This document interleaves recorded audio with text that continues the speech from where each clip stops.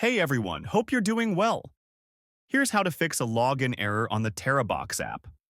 First, open the Terabox app and ensure it's updated to the latest version to avoid any errors.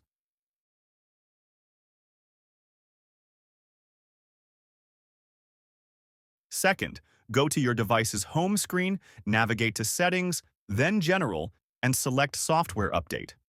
Make sure your iOS is fully updated to the latest version. If you're still experiencing the issue, return to Settings, go to General, then iPhone Storage, and locate the Terabox app. Delete the app to clear unnecessary data or storage associated with it.